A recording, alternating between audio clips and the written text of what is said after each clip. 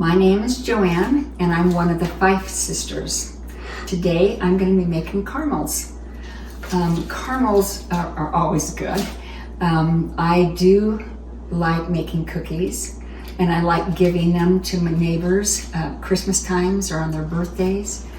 But if you don't give them out right away, then they get stale and crumbly. But with caramels, they can last quite a while. These are some I've actually had for maybe up to a couple months, and they're still good and soft. The outside gets a little hard, but nobody seems to mind. So I can make up a big batch of caramels and give them to friends. I give them out at Christmas time, and I do enjoy making them. So the ingredients are pretty simple. It's just these 5 ingredients. It takes sweetened condensed milk, and any brand works. Heavy whipping cream, Karo syrup or other brand, butter, and sugar. Now, my dear friend gave me this recipe years ago, Robin, and the original recipe that's made in a regular casserole dish size, it calls for 1/2 cup of sweetened condensed milk, 2 cups of cream, 2 cups of Karo syrup, 1 cube of butter, and 2 cups of sugar. Well, I decided I would double the batch, and I always do the double batch. It seems like I can give them away. My grandkids love them, so I can always just put them out at some family gathering and they'll be gone. So I make mine in just a regular cookie sheet, and that takes instead of a cup, I just put the whole can in. Doesn't seem to make a difference. And I put 1 quart of heavy whipping cream. If you buy it in a quart, I happen to have some that I'd use some of it out of a 1/2 gallon, so I had to measure it. But if it's a quart, you just pour the 4 cups or 1 quart of cream in. And this is also a quart, which is 4 cups. Pour that whole thing in, 4 cups of sugar, and 2 cubes of butter. And you're good to go.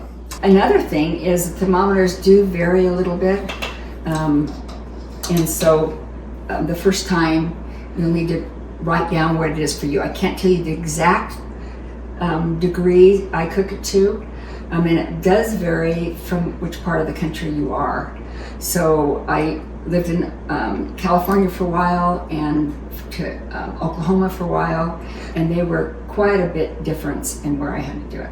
But the good thing is that you don't have to throw it away. If you do it a little too hard, then you just put a little more cream in it, slowly melt it down, and do it to a less temperature. And if it is too soft, you can put a little cream in it because you want it to melt down, and then do it a little harder. I have never had to throw away a batch and waste the ingredients, because that would be very sad. So the first thing I do is prepare my pan. So I do like using parchment, and I grease the pan. So I would just go through and put butter on it. Just use a cube of butter and put it on. I do more on the edges because I do put the parchment down. I actually like using a little older pan because sometimes they get cut marks in it, but because I'm doing it for you, I'm using not my oldest pan. And then I usually put just a little bit of butter on across that to make sure. I've never had them stick, but then it's ready. Okay, we'll go over to the stove and I'll show you how I cook them. This recipe, you put in a separate pan, you put the cream, and this is 4 cups of cream that I have measured in the one pot. I am not sure this step is needed, but I do like it needs to be warm before you pour it with the sugar mixture. So that's just a can of sweetened condensed milk in the cream, and then you just stir it, put it on, not too hot because you don't want to scorch it, but you want to heat it up scalding it until it forms a skin on the top of the milk. I'm not always worried about the skimming on the top of the milk, but it does need to be hot. So while that's warming, I put in this pot, I always put the Karo syrup first. So this is 4 cups of Karo syrup. I put that in first because the tricky thing about any kind of candy is if all the sugar crystals are not dissolved, eventually it'll turn back into crystals, and we don't want crystally caramels. So there's 4 cups, and then I put the 4 cups of sugar. 1, 2, 3, 4. Now I'll put it on the stove here.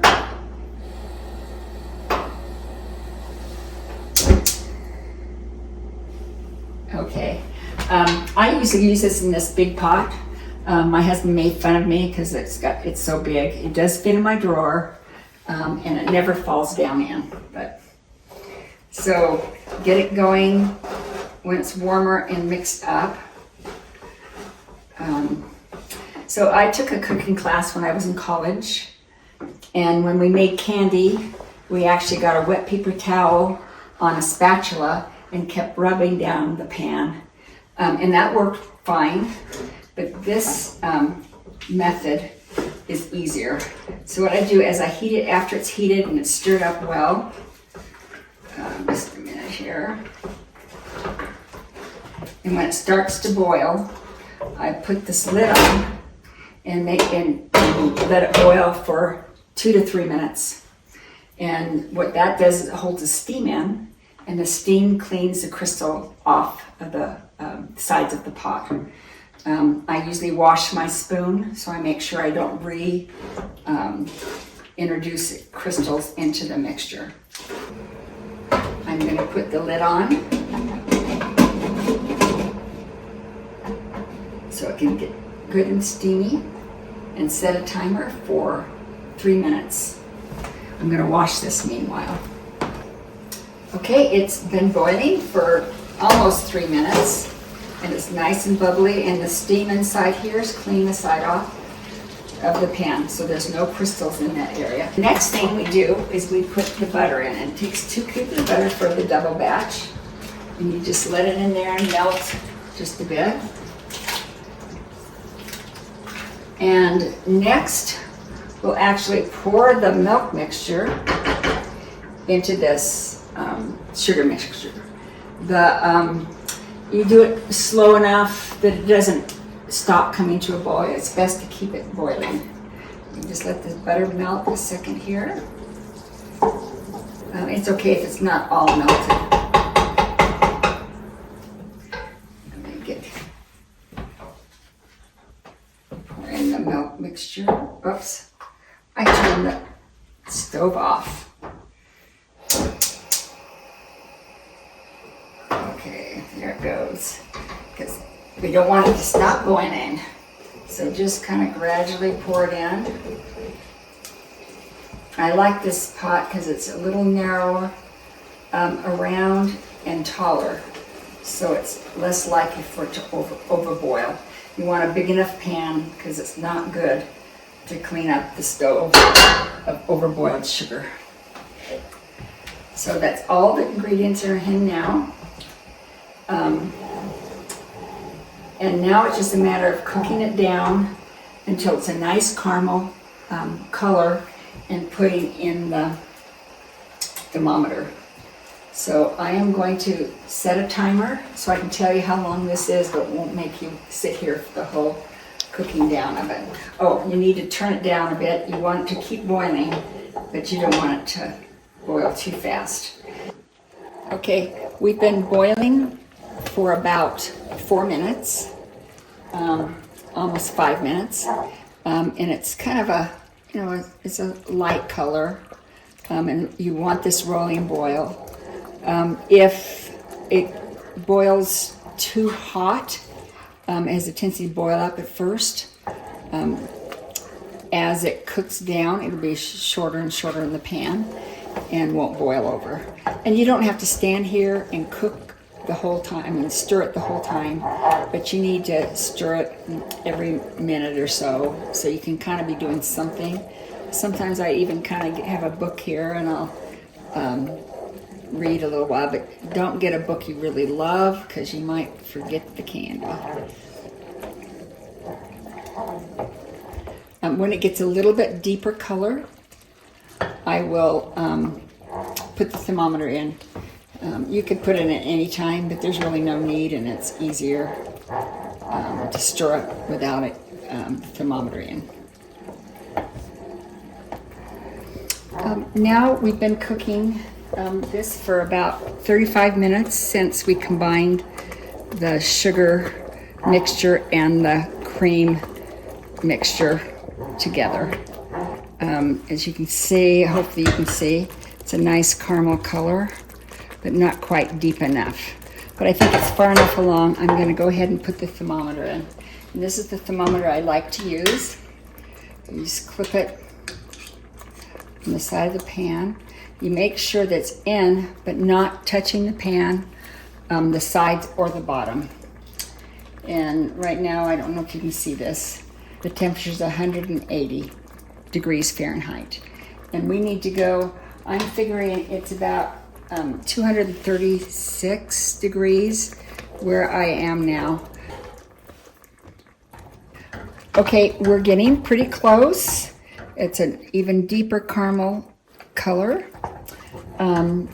You have to watch the last few degrees. It seems to hang up on around 230 degrees, and then it goes pretty fast. So it's, like I said, 234 degrees Fahrenheit. Let's see. If I drip a little bit in, I'll show you there's ice in it. Whoops, a little bit. The good thing about doing this way is you get to taste it along the way. Let's see, it's still pretty pliable. It's getting really close though. If you can use the same recipe to do carameled apples and ice cream, it's really good on ice cream. You wouldn't cook it as long. And remember, when you're doing it for caramel for topping for ice cream, it's going on cold. So you want to make sure it doesn't get too hard after sitting on the ice cream. 235. Right now, from the time we started the mixtures together, it's been just about exactly an hour of just cooking the two mixtures together. Like I say, you don't have to be here the whole time. It's time. I'm going to take this over and we're going to pour it into the pan.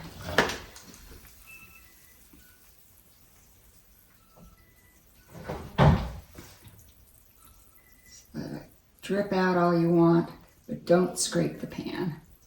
Your kids will love you because they can just have quite a bit to eat. Okay. See, I leave that much in, but the bottom, see how it's done. For some reason, this counter is not. I need to. Okay, just let it here, and I'll let it sit overnight, and we'll be back tomorrow to show you how to cut and wrap them. Hi, I'm back. Yesterday when I was cooking it, I ended up, as I took it off the stove, it was 237 degrees. So it just popped to 237 degrees, and I think it's perfect. So I take this grill scraper or cutter, whatever you call it, and I cut it down. And then the first one's a little difficult, but you just bring it up. Oops. And I take the whole row off. I think it's easier to cut it with scissors at this point. So I take it and then I just snip it into bite-sized pieces.